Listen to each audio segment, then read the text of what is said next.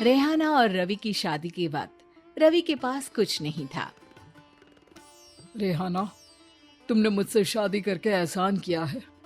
मुझसे ज्यादा तो तुम कमाती हो।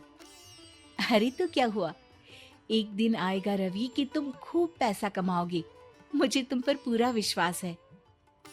रवि और रेहाना खुद को स्टैंड करने के लिए पूरी मेहनत करते। रेहाना, मैं नौकरी नहीं करना चाहता हूँ। तो कोई बात नहीं, मैं नौकरी करके घर चलाती हूँ, तुम बिजनेस सेट करने की कोशिश करो। एक दिन रेहाना, तुम जानती हो, मैंने जो विज्ञापन बनाने वाली कंपनी खोली थी ना, उसे बड़ी ब्रांड का ऑफर आया है। अब हम लोगों के दिन प्यारे न्यारे हो गए हैं। मैं जानती थी रवि कि एक दिन तुम सेटल हो जाओगे। रवि का काम अच्छा चल जाता है। एक दिन वो रेहाना से कहता है, रेहाना, अब हम लोगों का बच्चा भी हो गया है। बहुत छोटा है वो, उसका ख्याल कैसे रखेंगे हम? कैसे क्या, मैं गांव से माँ को लेकर आ जाती हूँ। नौकरी से हाफ डे ले लिया करूंगी। अभी तो वो छोटा है, स्कूल जाने तक मैं मैनेज कर लूंगी। देखो रेहाना, मैं अब अच्छा कमा रहा हूँ। तुमको नौकरी करके परेशान होने की कोई जरूरत नहीं है। अरे कैसी बात कर रहे हैं, मैं अपनी लगी लगाई नौकरी कैसे छोड़ दूं? और मैंने तो सुना है हम लोगों को कुछ ही महीनों में सरकारी नौकरी मिल जाएगी। सरकारी नौकरी में कितना कमा लोगी? उतने में तो मैं ड्राइवर रख लूंगा। रेहाना को रवि की बात का थोड़ा बुरा तो लगता है। कम से कम मेरी नौकरी की इतनी बेइज्जती मत करो। भूल गए, इसी नौकरी के बदौलत तुमने अपना बिजनेस खड़ा किया है। अरे वो तो मैं किसी के भरोसे भी कर लेता। देखो, अपने बच्चे को संभालो, घर का काम करो। अब बाहर जाती तुम अच्छी नहीं लगती हो। रेहाना रवि के कहने पर नौकरी तो छोड़ देती है, लेकिन अब बड़े से घर में उसकी कीमत किसी नौकर से कम नहीं होती। एक दिन रवि का दोस्त आता है। भाभी, हम लोग तो आपको तब से जानते हैं जब से आप लोग शादी होकर इस शहर में आए थे। आपकी बदौलत ही सारा बिजनेस खड़ा हुआ है। ये किस्मत तो आप ही की है भाभी। हाँ हाँ भाई, हमारी मेहनत तो कुछ है ही नहीं। अरे होगी, लेकिन भाभी की किस्मत के आगे कुछ नहीं। दोस्त वहां से चला जाता है, लेकिन रवि का गुस्सा सातवें आसमान में होता है। देखा कैसे बोल रहा था? अरे बिल्कुल अच्छा आदमी नहीं है ये। कैसी बात कर रहे हैं आप? प्रशांत भैया तो बहुत अच्छे इंसान है रवि। कैसे उन्होंने हमारे मुश्किल वक्त में हमारा साथ दिया था। अरे था पैसा तो साथ दिया, नहीं तो कौन पूछता है? रवि का व्यवहार पैसा आते ही अलग हो गया। वो बंदे को बंदा नहीं समझता। घमंड से घिरे रवि ने तो एक दिन हद ही कर दी। रेहाना, मैं अब तुम्हारे साथ नहीं रह सकता हूँ। क्या क्या बकवास कर रहे हो रवि? क्या कहना चाहते हो? और क्यों नहीं रह सकते तुम मेरे साथ? देखो, मुझे कोई और पसंद है और उसने साथ रहने पर बस यही शर्त रखी है कि मुझे तुम्हें तलाक देना होगा। रेहाना, जो कि एक स्वावलंबी महिला थी, उसने बिना देर किए रवि को कह दिया, कोई इश्यू नहीं, मुझे पैकिंग में 4 दिन का वक्त लगेगा, लेकिन तब तक मैं तुम्हारे साथ नहीं रहूंगी। 4 दिन के लिए तुम कहीं और शिफ्ट हो जाओ, मैं घर से निकलूंगी तो बता दूंगी। रवि घर छोड़कर चला जाता है।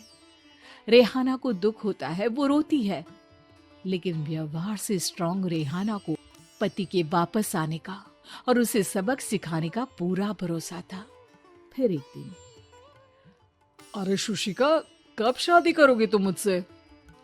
यार मैंने तो सोचा था तुम शादी से पहले मुझे विदेश लेकर जाओगे, महंगी कार दिलाओगे। अरे सब दिला दूंगा, लेकिन पहले मुझसे शादी तो कर लो। हाँ हाँ, क्यों नहीं। मैं कुछ दिनों के लिए अपने मम्मी पापा के पास जा रही हूँ और लोगों से अपनी शादी की बात करूंगी। अरे शुशिका, कैसे रहूंगा मैं तुम्हारे बिना? अब तो शादी ही होने वाली है हम लोगों की। शुशिका रवि को छोड़कर चली जाती है। रवि घर आता है, जहां रेहाना को ना पाकर उसे सब अजीब लगता है। घर तो रेहाना के बिना कुछ नहीं है। बच्चे की याद भी आ रही है। चलो एक वीडियो कॉल कर लेता हूँ। रवि रेहाना को वीडियो कॉल करता है, लेकिन रेहाना फोन नहीं उठाती। रात को सोते वक्त मन कर रहा है मुन्ने को गले लगा लूं। चलो कोई ना, शुशिका से शादी के बाद मेरे और भी बच्चे होंगे। अगले दिन रवि ऑफिस जाता है, जहाँ टीना खड़ी होती है। सर, आपने अपने नए ऐड के लिए मॉडल की रिक्वायरमेंट डाली थी ना, मैं उसी के लिए आई हूँ। रवि टीना को देखकर खुश हो जाता है। अब शादी हो गई है तुम्हारी? नहीं सर, बस अच्छा सा हैंडसम और अमीर लड़का देख रहे हैं मेरे मम्मी पापा। रवि के दिमाग से तो टीना को देखकर शुशिका का ख्याल भी खत्म हो जाता है। अरे यार, ये लड़की मिल जाए कितनी सुंदर है। शुशिका तो इसके आगे कुछ नहीं है। क्या तुम्हें ऐसा नहीं लगता कि मुझसे मिलकर तुम्हारी ये खोज खत्म हो गई है? आप तो 2 बच्चों की पापा लग रहे हैं। अरे नहीं नहीं, मेरी शादी तो हुई थी, लेकिन बीवी को किसी और से प्यार था, मुझे छोड़कर चली गई। खैर, टीना की दोस्ती रवि से हो जाती है, लेकिन 1 महीने बाद शुशिका रवि के पास वापस आती है।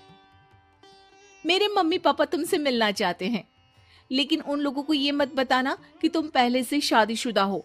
और हाँ, शादी से पहले अपनी सारी प्रॉपर्टी तुमको मेरे नाम करनी होगी। अरे पागल, अब मैं तुमसे शादी ही नहीं करना चाहता। भला ऐसी लालची औरत से कौन शादी करेगा? तभी वहां टीना आ जाती है।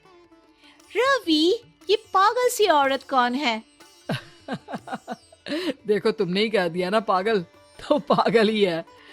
पता नहीं कौन है, कह रही है शादी कर लो, लेकिन शादी से पहले अपनी सारी प्रॉपर्टी मेरे नाम कर दो। बोल तो सही रही है।